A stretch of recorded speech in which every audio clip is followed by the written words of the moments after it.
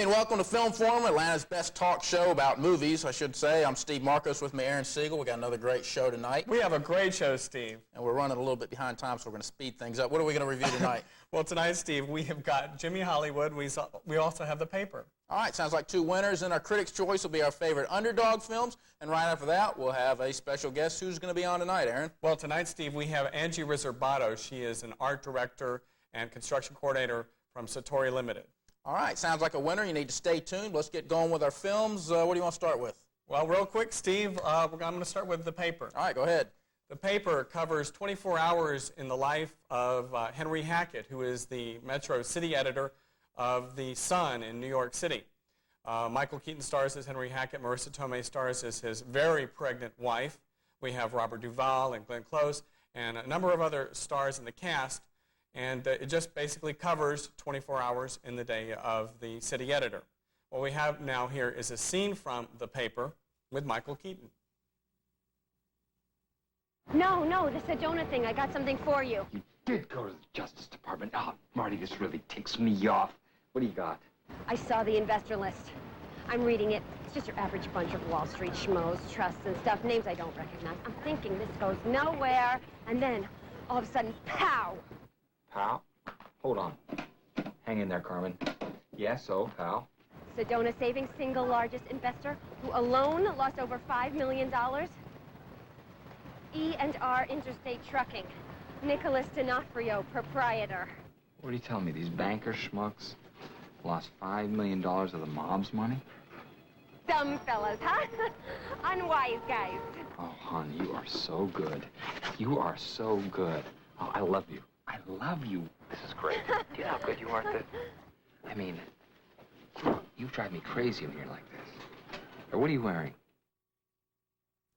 Okay, that's a scene from The Paper, which opened up last Friday. It stars Michael Keaton. It was written by David and Stephen Cope, and it was directed by Ron Howard. You might remember him from Backdraft, as well as Parenthood, as well as the Andy Griffith Show. He was Opie, and from Happy Days. He's losing his hair now. He's lost his hair, Steve. Hey, there's two flaws in this movie that made it almost unbearably watchable for me. Number one, it's the most cliched-ridden script I've ever seen in a long time.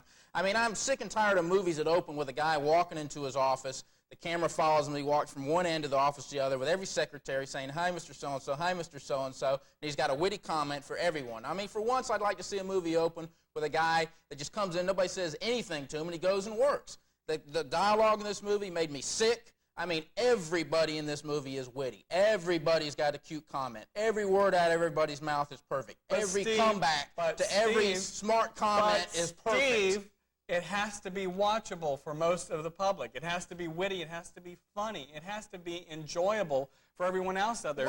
Otherwise, it's just boring. Seeing stuff with, don't you get sick of everybody being funny? Everyone having the perfect comeback line? I mean, we get crank calls on the show, and it's 2 days later before we think of what we wish we had said. These people, they're saying them, they're ringing off zingers so quick that it makes me sick. You could take the best. That's the advantage of motion pictures, Steve. The screenplay can have those comeback lines right there and then. I know, but that's not real. You could take the 10 best comics in Hollywood, stick them in a room, they wouldn't come up with dialogue this perfect. And when you have dialogue perfect, it has to be scripted. It reminds me that we're in a movie, and it's an annoying movie at that. I liked the film. I liked it a lot.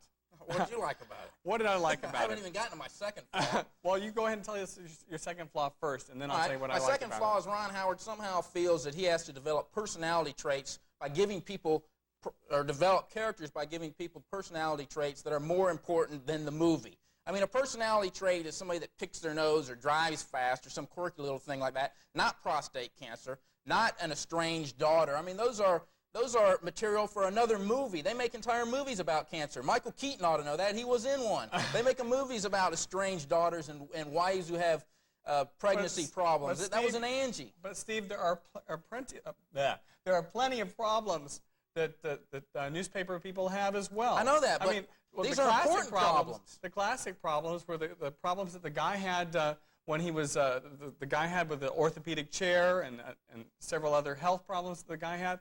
I mean, these are classic problems. Everybody has problems, Steve. Not that. I mean, when someone has prostate trouble, what happens when you have problems or personality traits that develop characters are more important than the movie? When the movie ends, you're saying to yourself, What happened with the prostate? They mention it once or twice. That's something that you either die from or get cured from. You just don't forget about it.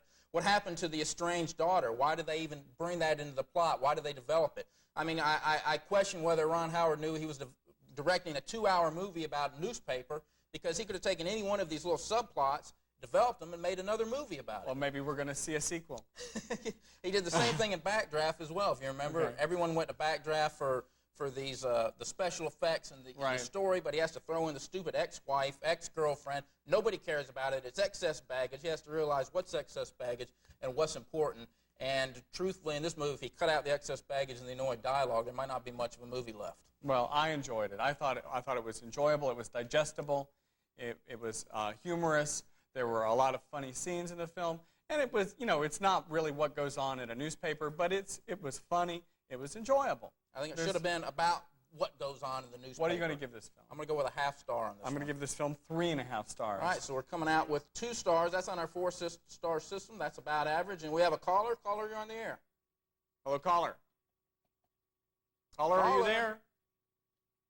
I guess they're a little shy on that one. You have to try back later on. Okay. Oh, well. Let's anyway, go into our big second disagreement film. on the paper. Second film came out, or actually comes out tomorrow. It's called Jimmy Hollywood.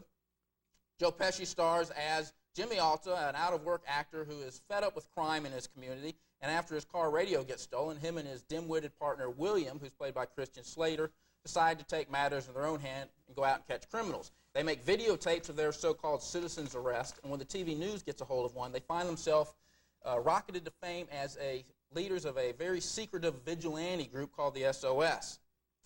Now, Jimmy tries to play out this role as if it was the biggest role in a Hollywood movie. He actually becomes so obsessed with developing his character that he convinces himself that he's not really a vigilante, but he's an actor playing a vigilante in a Hollywood movie. The police want him behind bars, but as far as the citizens of the community are concerned, he's the best thing since Charles Bronson took to the streets in Death Wish. Let's take a look at a scene from Jimmy Hollywood that comes out tomorrow. Too many Hollywoods in there. Listen, I'm gonna get rid of this scumbag right after dark, but I don't know what's gonna happen from there. We're becoming another one of those media freaks. Those people they keep making into celebrities. This is not about celebrityism. This is about the craft of acting. It's not a vigilante who's popular. It's an actor portraying a vigilante. The people believe Jericho. That's like the true tribute to my acting ability. Lorraine, look, I love you. But let me at least enjoy the fame a little. All right, that's the scene from Jimmy Hollywood with Joe Pesci and Christian Slater. Comes out tomorrow, getting a little head start on the Easter holiday. What's your feelings on this one? Well, the characters were well developed. It reminded me a lot of King of Comedy with Robert De Niro, whereas Jimmy Hollywood wanted to play the ultimate role as far as, and when Robert De Niro played Rupert Pupkin, he wanted to be the king of comedy. He wanted to associate with Jerry Lewis, and he lived in his own fantasy world. It's very similar a lot to other Barry Levinson films, where the characters are three-dimensional. Well, you like Barry Levinson, and you like the toys. I love toys. toys. You were one of the only one on the planet that liked that one. There were a lot of other people that liked toys. Did you like this movie? Yeah, I did. All right. All I know, Aaron, when you sat next to me, you were twisting and turning, and I thought either you hated this movie or you were having a nightmare, one of the two. No, the problem was the guy sitting in front of me had such a big head, and he would not sit back in his chair, and I kept like leaning around because one of my biggest pet peeves is, you know, people come into the theater and they have like hats on or something, and they'll sit there and they'll like sit up, and then they'll move around, and you just try and see around. I'm telling you, you were antsy. I wasn't antsy. I was just trying to see. I said, Aaron's got to hate this movie. I figured if he likes it, what's he do for a bad movie? He jump up and down and scream. To me, this is a comedy disguised as a drama, disguised as a social commentary, disguised as a vigilante film, disguised as a Joe Pesci film, disguised as a Christian Slater movie. In other words, it's trying to do way too many things for its own good, and it really doesn't succeed at any of them. I think this is a complete failure. I think it's a mess of a film. And I also believe that you just can't mix that many themes together and expect to find an audience and expect to make an entertaining film. So you really hated it, huh? Now tell us what you really I'll tell you, the movie tell it us what you reminded really me, thought of. the movie it reminded me of is Falling Down, because Falling Down was a movie that starts off as a social commentary that starts off like a comedy and kind of ends up as a serious study into some psychotic behavior. And in Jimmy Hollywood, it's the same thing, but Jimmy Hollywood doesn't seem realistic because he starts off as a likable guy, and then he becomes unstable, and then at the end of the movie, he's likable again. This guy's crazy. I mean, you could watch it in the way he became obsessed with playing this role. This guy is a nut, and it just didn't make sense for him at the end of the movie to suddenly be normal again. Whereas in Falling Down, Michael Douglas never got a choice to be normal again. He got killed. And I mean, this movie just didn't make any sense. To me, it's not funny enough for people wanting to see a comedy. It's not dramatic enough for a drama. There's not enough Christian Slater for Christian Slater fans. And if you want to see a good vigilante film, rent the original Death Wish with Charles Bronson. Stay away from this one. I think it's an embarrassment. I don't think it's an embarrassment. I think it's enjoyable. The problem is that you're afraid that this character is going to meet with bad news and such. And we should have. I mean, the guy's crazy. Well, it's another one of those quirky little Barry Levinson comedies. And half the movies he makes, like Barry Levinson. And half the movies he makes are great. I mean, you got Inside Rain Moves Man. and Rain Man and Good Morning Vietnam. The other half are flops. Avalon, Tin Men. Well, I like Tin Men too. So Tin Men was all right, but what did it do? I'm going to give this film 3 stars. I'm going to go with 1 star in this film. So another so we're big coming out disagreement. with 2 2 stars stars. again, and that one comes out tomorrow. I'm a little bit more forgiving than Steve is. All right, let's take a look at the top 10. What's hot in Atlanta? These are the films that you went to see this past weekend, so don't blame us for what's on the chart. At number 10 this week is Ace Ventura, Pet Detective.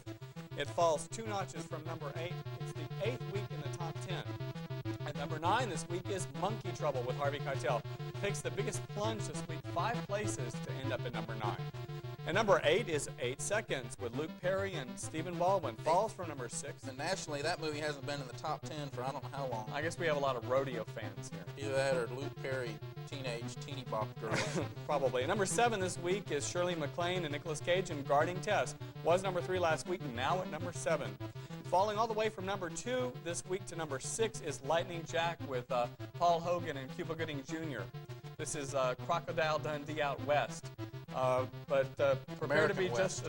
yeah, exactly. I was disappointed in that film. Prepare to be a little disappointed. I wasn't incredibly disappointed.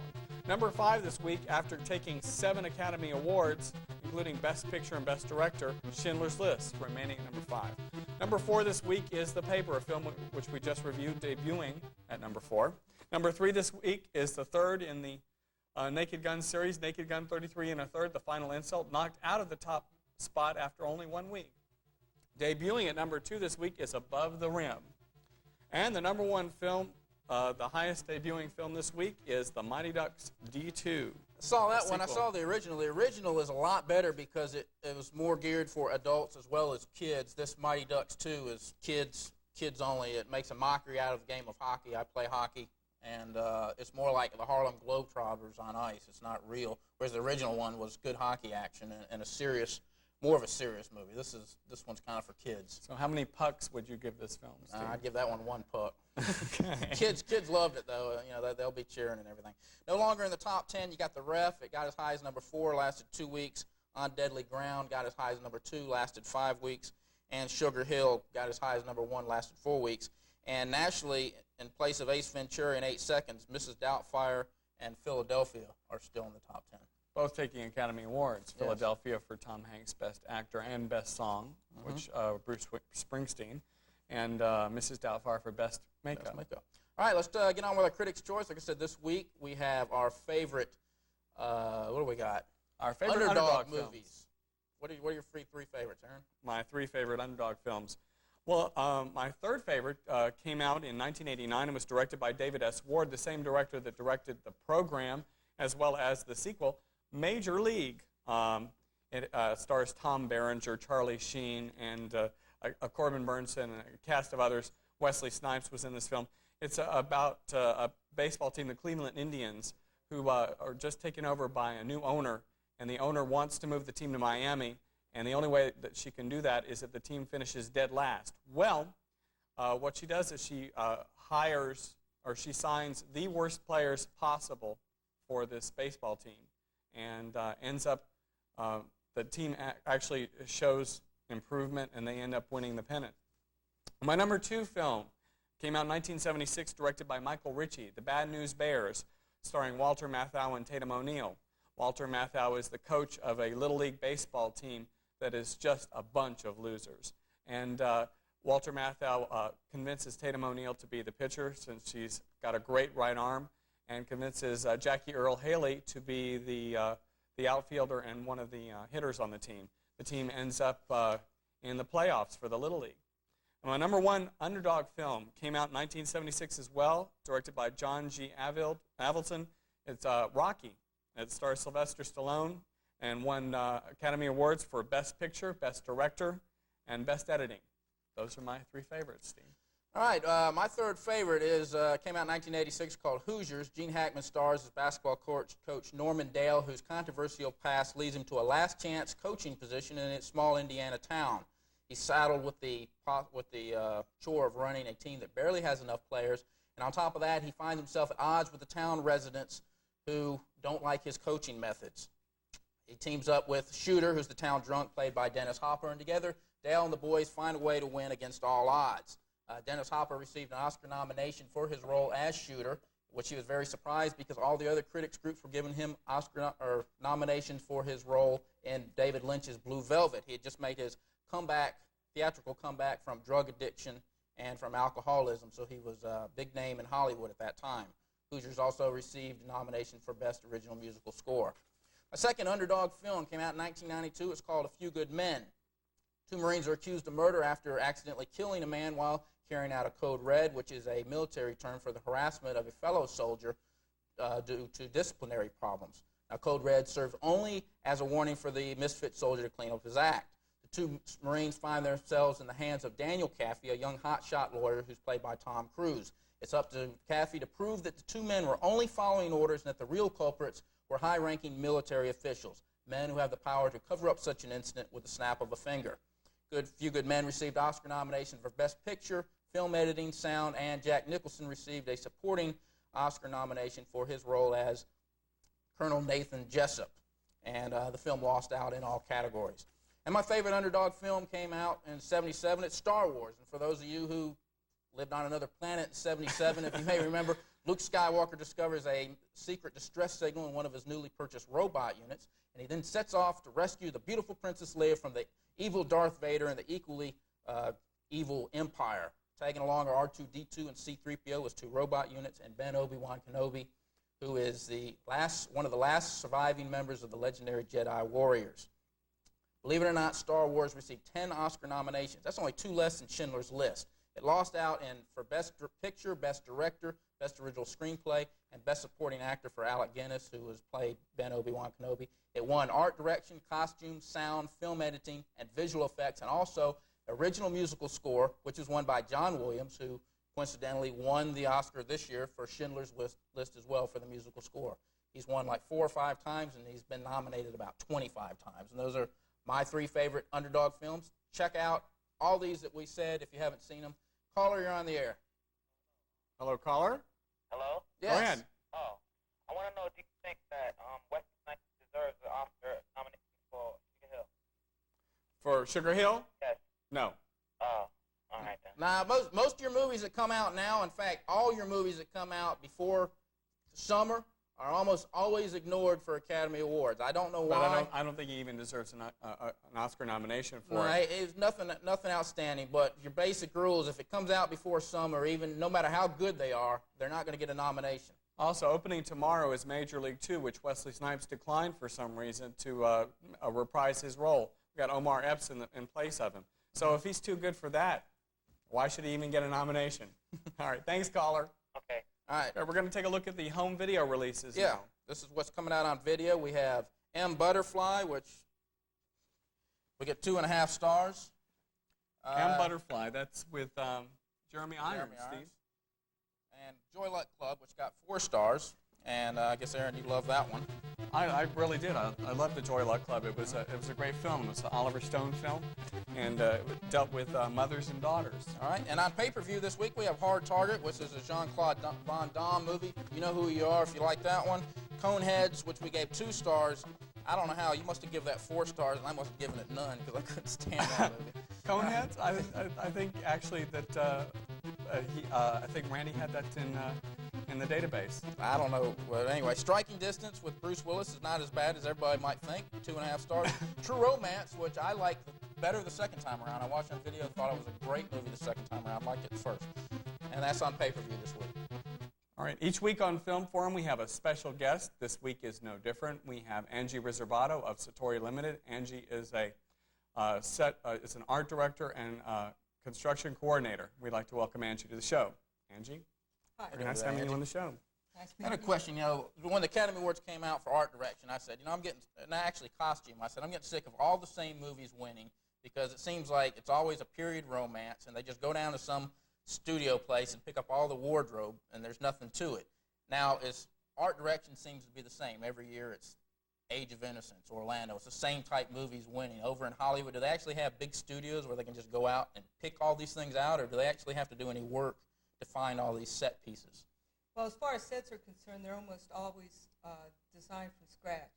The art department and the production designer work with the director and the producer to create sets and to create drawings and designs, and then they hire a crew and a construction coordinator to execute the sets, either on the sound stages or on location. So they don't go down to some big warehouse and say, give me one 1890 wardrobe and give me one of these. They actually build these things, or they're... I'm not familiar with wardrobe. I believe some of your extras wardrobe unit or a desk or something. A lot of the furniture is found or rented or gathered up for the particular show, although many period pieces are custom built if necessary. But sets almost entirely, if it's a set on a stage, and a lot of times, even though you can find that kind of location, it's not suitable for shooting. They need walls to come out or to wild. They need to put cameras in odd spaces. They need to be in there for 2 or 3 weeks. And this is something that you showed me earlier, and I just want to see if we can go ahead and get a camera on this. People might recognize this one here. This is a set that you worked on. I was the construction foreman. It's kind of small. This was from my cousin Vinny, and you were surprised. This is the Courtroom Scene, right? One of the few Joe Pesci films where he had a starring role that was any good. It was an excellent project to work on. The director was very good. And you commented, well, they could find that kind of courtroom anywhere in Georgia, but the fact is we'd have to be in there for, I think they shot there for over 4 weeks. And this was an actual set. This was not a courtroom. But was it originally? No, this was a set that we built from scratch on the stage in Covington. On a sound stage. Right, in Covington. Not at like an empty warehouse or something. Well, it was a warehouse, wasn't it? It was part of the Heat of the Night stages. I see. They were on hiatus at the time. I could not believe that this was actually, because I assumed it was a courtroom that they just used for several days at a time. In fact, film. the balcony up above was what they call forced perspective. It was, by the time you got to the top of the balcony, everything was about 3/4 size. And people sat on little stools down at the ground I see. to make them appear larger. So how did you get started doing this? I mean, are you like a carpenter? Or I have a MFA in Design and Technical Theater from the University of Utah, and I was involved in theater for about 12 years, teaching and building sets and designing sets. And then after I came to Georgia, I became involved with the film industry. I think it was always my love. I always wanted to do movies. I've been a big fan of movies all my life. And to be able to participate and work in movies is What great. was your first film? It was an action-adventure with Chuck Norris called Invasion USA. Okay, and these are from Living Large? Is that one? A Michael Schultz film. Okay, so let's go ahead and look at these real quick. This is an example of a set that was built on location, actually in an office building. So this is supposed to look like a penthouse apartment? Penthouse apartment, but was actually an unfinished floor in an office building. Okay, we've got another one here. This is a new set that was designed for the. From what I understand, Living Large, the guy picks up a camera and a microphone and becomes a news reporter, and so this is the news set that they reported the news from. We did it on a TV station studio, Mm-hmm. but and did research with a lot of the stations, Channel 2, Channel 46, to get a look that was comparable to. So how often do you stay busy now with films here in Georgia?